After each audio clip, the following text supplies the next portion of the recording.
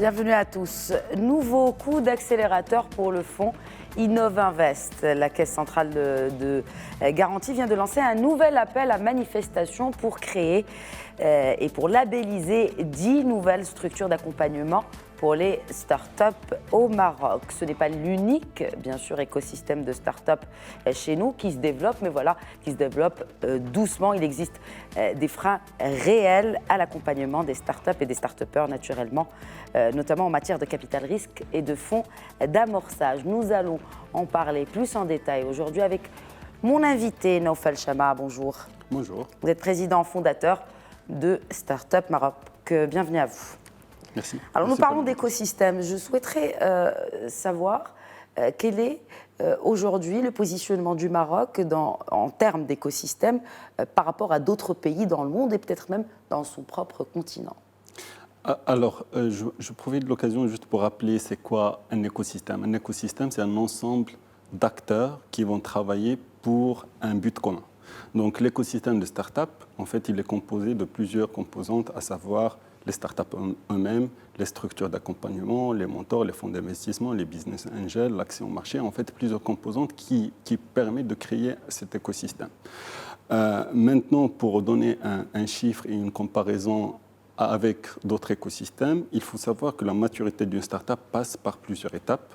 Donc, il y a l'idée, l'ideation. Il y a des gens qui ont des proof of concept. Après, il y a le MVP. Au Maroc, j'avais introduit une notion qui s'appelle un MVP payant, c'est-à-dire c'est des clients qui paient pour l'usage. Après, il y a le go-to-market, il y a le scale. En fait, à l'international, il faut voir que avec la qualité des écosystèmes, notamment, je peux donner l'exemple de la Turquie, des États-Unis, en fait, la Silicon Valley qui est très connue, mais la Turquie, c'est un écosystème qui nous est un peu proche géographiquement.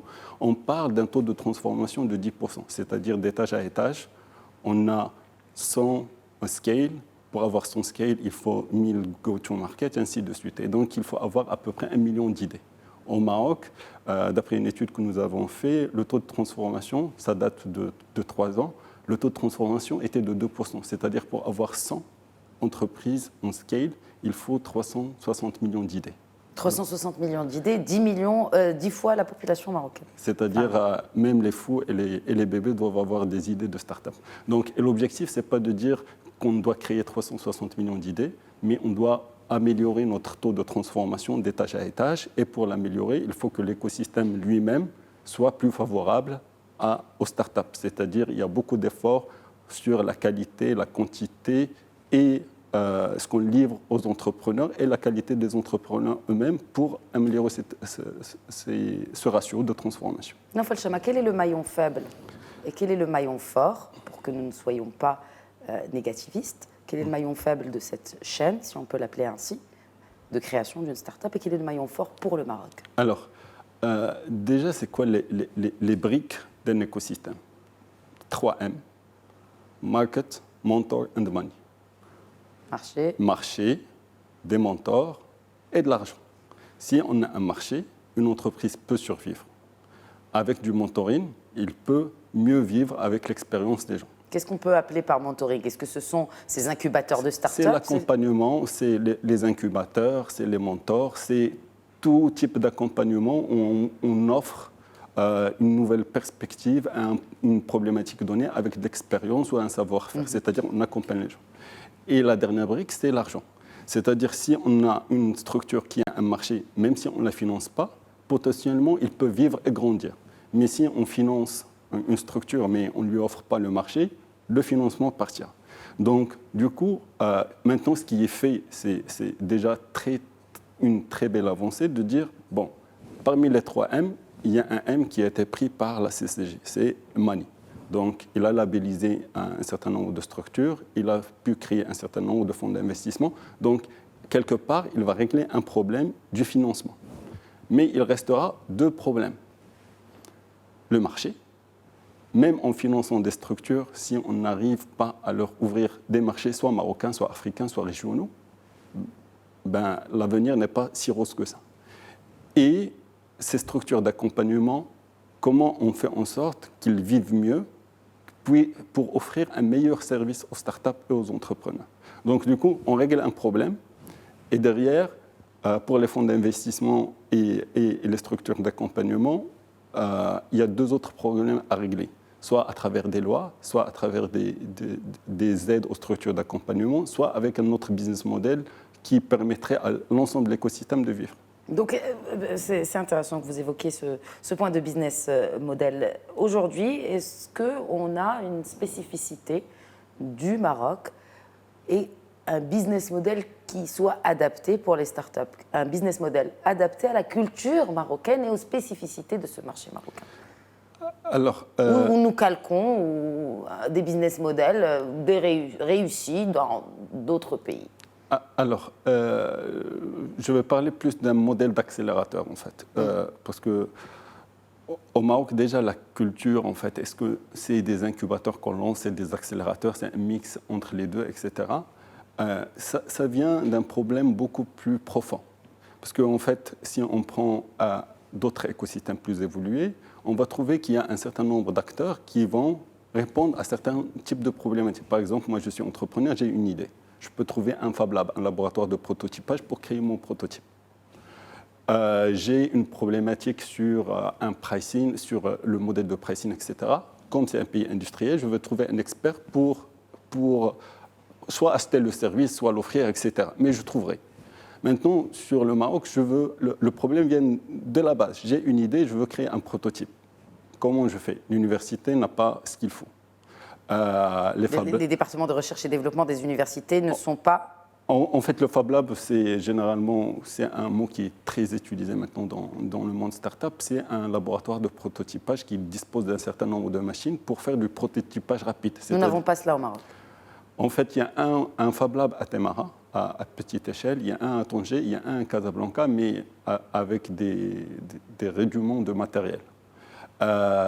L'université, en fait, il y a certaines universités qui essaient de le créer, mais il n'est pas encore opérationnel. Et le problème de ce type d'infrastructure, ce n'est pas que l'État ne sait pas investir dans le hardware, mais sur le fonctionnement, on a un problème. C'est-à-dire on peut investir des millions et des millions sur acheter du matériel top qualité, top niveau, tout ce qu'il y a de mieux au niveau mondial, mais après, pour faire fonctionner ça, on ne sait pas le faire. C'est-à-dire on a un matériel qui n'est jamais utilisé par ces populations. Et peut-être qu'il n'est pas disponible aux start-upers, aux entrepreneurs, parce qu'ils ne font pas partie de ces universités, etc. etc. Très bien. Donc le modèle lui-même, il est à revoir et à développer. Maintenant, sur l'expertise, on aura le même type de problème, etc. Et la différence entre nous et d'autres écosystèmes, c'est-à-dire on peut trouver une structure qui fait, par exemple, que le prototypage, il va aider des entrepreneurs à faire le prototypage. Au Maroc, comme il y a un manque sur la chaîne, il y a plusieurs structures, notamment Startup Maroc. On a des choses pour faire à travers les Startup Weekend. On a les prototypages rapides à travers le Fab Lab mobile. On va faire un programme pour faire tout ce qui est go-to-market. On a un programme pour faire de l'accélération. On a un programme d'exposition à l'international.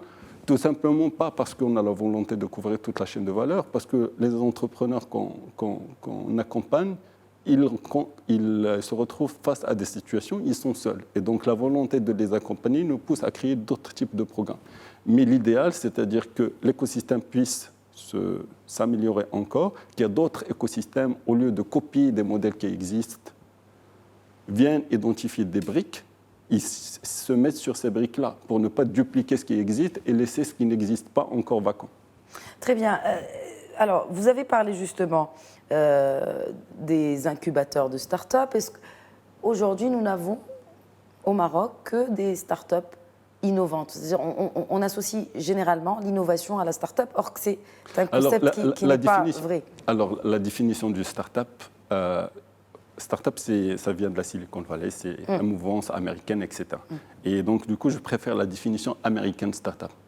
C'est une future entreprise globale basée sur une innovation. On peut parler de start-up que s'il y a une innovation et qu'il y a une volonté de se déployer soit à l'échelle régionale, soit à l'international. Quand on parle de start-up, forcément, il y a innovation dedans. Ce n'est pas une entreprise. Alors, vous parlez de la Silicon Valley. Est-ce qu'aujourd'hui, nous pouvons aspirer à ce qu'il y ait une start-up qui se développe au niveau régional? Est-ce que nous en disposons ici au Maroc déjà aujourd'hui? Alors, la bonne nouvelle, c'est que déjà Startup Maroc a accompagné plusieurs structures qui ont fait quelques petites levées de fonds, soit en Asie, soit en Europe, etc. Donc, le modèle existe. Maintenant, la réussite n'est pas si énorme que ça pour que ça inspire et le gouvernement, et l'État, et les entrepreneurs, et les étudiants, et les fonctionnaires, et les salariés, etc.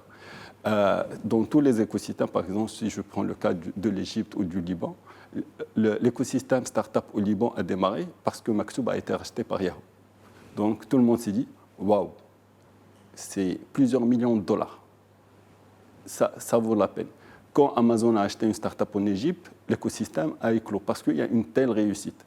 Mais maintenant, tout le challenge peut-être au Maroc, c'est de dire comment on arrive à créer la réussite, mais aussi créer le système pour avoir un moteur à créer ces réussites-là. Parce que là, le problème, on a dit, les startups qui existent maintenant, ils ont un problème d'investissement, donc on a mis les fonds. De l'argent. Mais derrière, est-ce qu'on a le système pour créer d'autres startups qui peuvent bénéficier de ces fonds ou pas? Naufal Chama, merci beaucoup. Merci à vous. Pour l'ensemble de vos éclairages. Merci à tous de nous avoir suivis. L'information continue sur votre chaîne Média TV. Merci de votre fidélité.